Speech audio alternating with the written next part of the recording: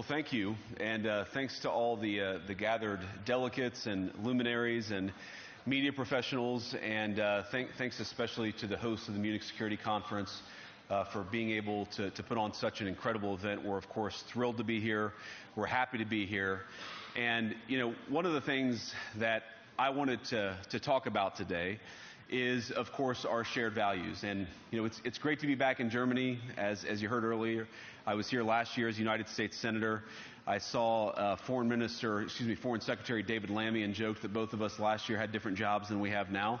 But now it's time for all of our countries, for all of us who have been fortunate enough to be given political power by our respective peoples, to use it wisely to improve their lives. And I want to say that, you know, I was fortunate in my time here to spend some time outside the walls of this conference over the last 24 hours, and I've been so impressed by the hospitality of the people, even, of course, as they're reeling from yesterday's horrendous attack. And the first time I was ever in Munich was with my wife, actually, who's here with me today, on a personal trip. And I've always loved the city of Munich, and I've always loved its people. And I just want to say that we're very moved, and our thoughts and prayers are with Munich and everybody affected by the evil inflicted on this beautiful community. We're thinking about you, we're praying for you, and we will certainly be rooting for you in the days and weeks to come. Now,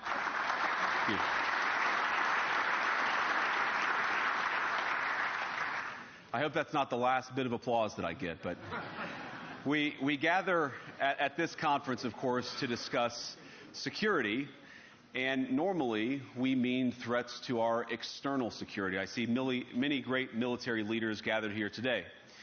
But while the Trump administration is very concerned with European security and believes that we can come to a reasonable settlement between Russia and Ukraine, and we also believe that it's important in the coming years for Europe to step up in a big way to provide for its own defense, the threat that I worry the most about vis-a-vis Europe is not Russia, it's not China, it's not any other external actor.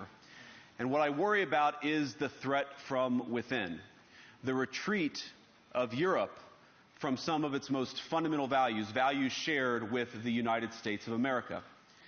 Now, I was struck that a former European commissioner went on television recently and sounded delighted that the Romanian government had just annulled an entire election. He warned that if things don't go to plan, the very same thing could happen in Germany too. Now, these cavalier statements are shocking to American ears. For years, we've been told that everything we fund and support is in the name of our shared democratic values. Everything from our Ukraine policy to digital censorship is billed as a defense of democracy. But when we see European courts canceling elections and senior officials threatening to cancel others, we ought to ask whether we're holding ourselves to an appropriately high standard. And I say ourselves because I fundamentally believe that we are on the same team.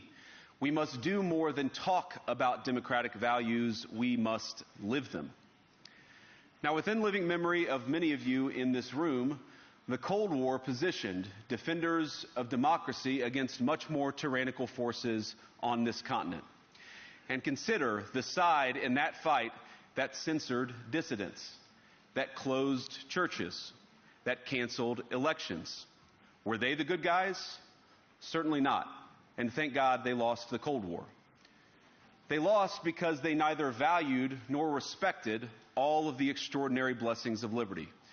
The freedom to surprise, to make mistakes, to invent, to build. As it turns out, you can't mandate innovation or creativity, just as you can't force people what to think, what to feel, or what to believe. And we believe those things are certainly connected. And unfortunately, when I look at Europe today, it's sometimes not so clear what happened to some of the Cold War's winners. I look to Brussels, where EU commissars warn citizens that they intend to shut down social media during times of civil unrest the moment they spot what they've judged to be, quote, hateful content.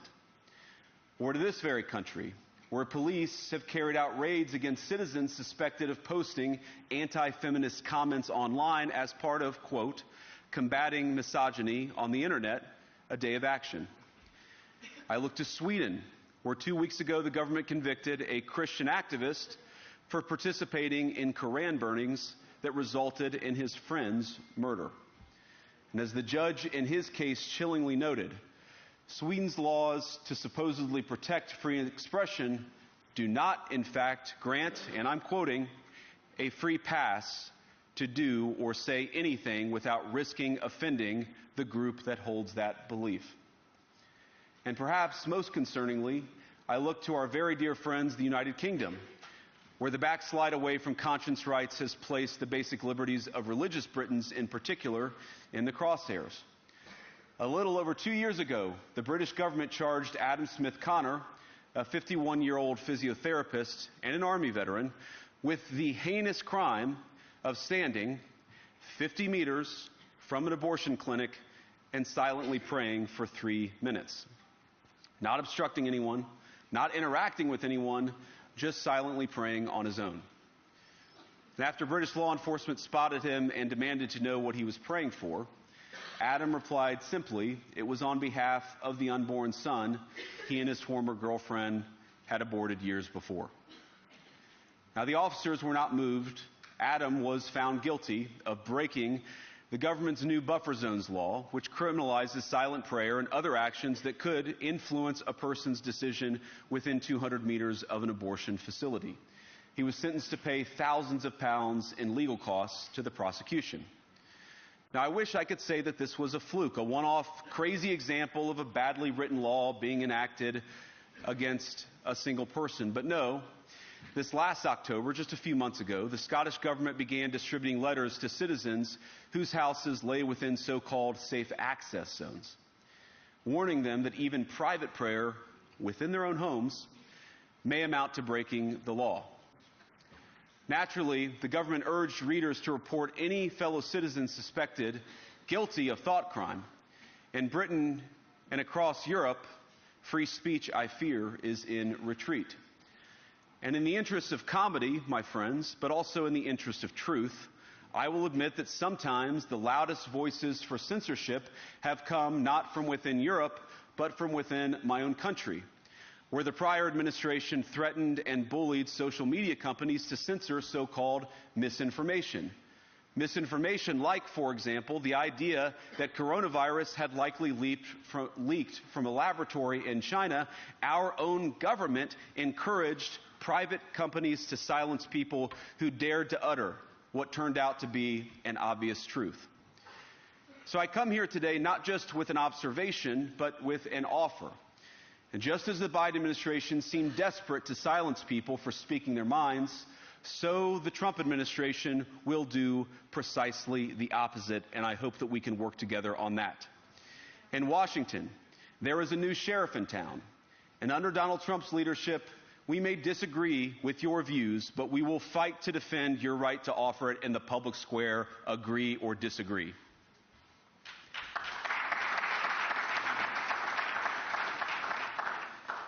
Now, we're at the point, of course, that the situation has gotten so bad that this December, Romania straight up canceled the results of a presidential election based on the flimsy suspicions of an intelligence agency and enormous pressure from its continental neighbors. Now, as I understand it, the argument was that Russian disinformation had infected the Romanian elections.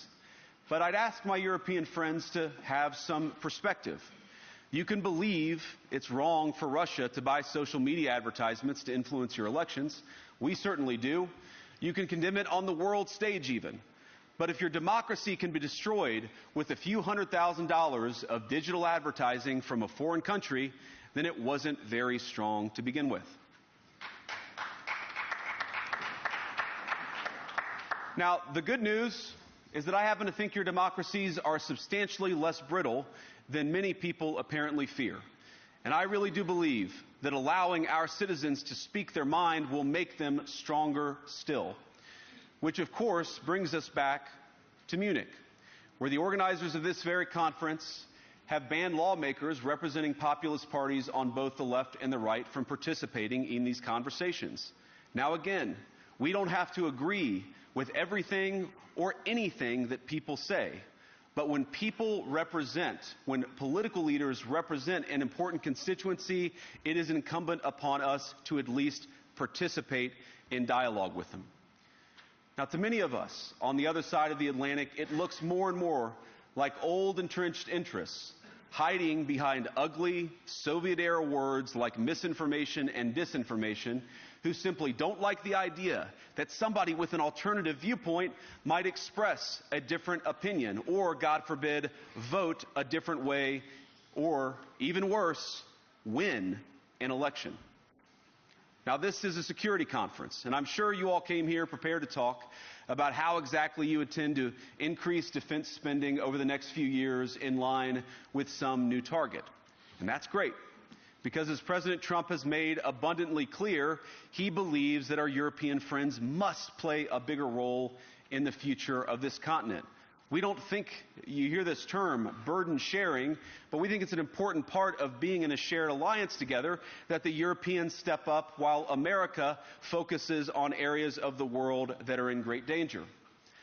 But let me also ask you, how will you even begin to think through the kinds of budgeting questions if we don't know what it is that we're defending in the first place?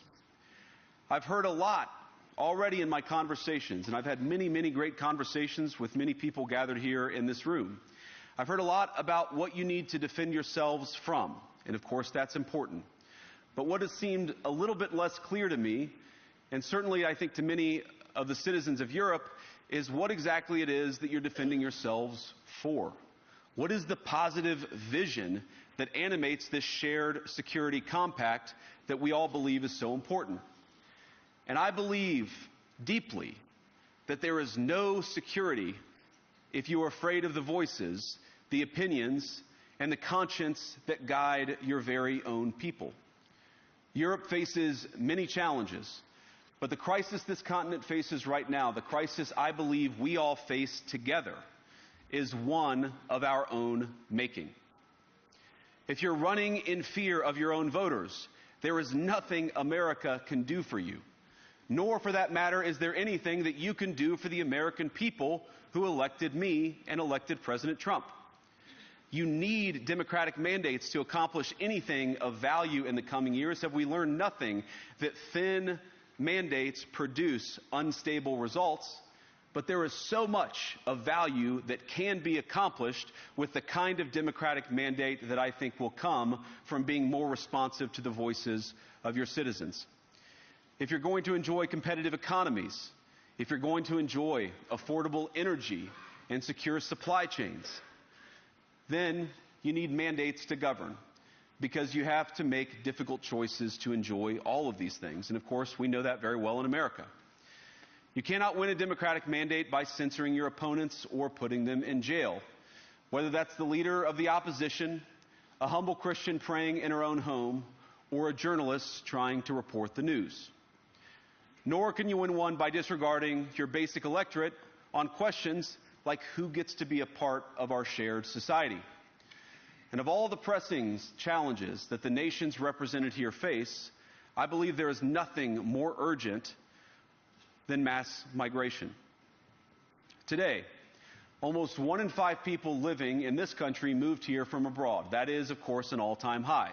It's a similar number, by the way, in the United States, also an all-time high. The number of immigrants who entered the EU from non-EU countries doubled between 2021 and 2022 alone, and of course it's gotten much higher since. And we know the situation, it didn't materialize in a vacuum. It's the result of a series of conscious decisions made by politicians all over the continent and others across the world over the span of a decade. We saw the horrors wrought by these decisions yesterday in this very city. And of course, I can't bring it up again without thinking about the terrible victims who had a beautiful winter day in Munique ruined. Our thoughts and prayers are with them and will remain with them. But why did this happen in the first place? It's a terrible story, but it's one we've heard way too many times in Europe and unfortunately too many times in the United States as well. An asylum seeker, often a young man in his mid-20s, already known to police, rams a car into a crowd and shatters a community. How many times must we suffer these appalling setbacks before we change course and take our shared civilization in a new direction? No voter on this continent went to the ballot box to open the floodgates to millions of unvetted immigrants. But you know what they did vote for?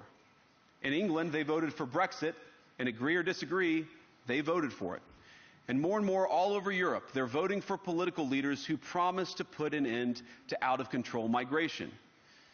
Now, I happen to agree with a lot of these concerns, but you don't have to agree with me. I just think that people care about their homes, they care about their dreams, they care about their safety and their capacity to provide for themselves and their children. And they're smart. I think this is one of the most important things I've learned in my brief time in politics.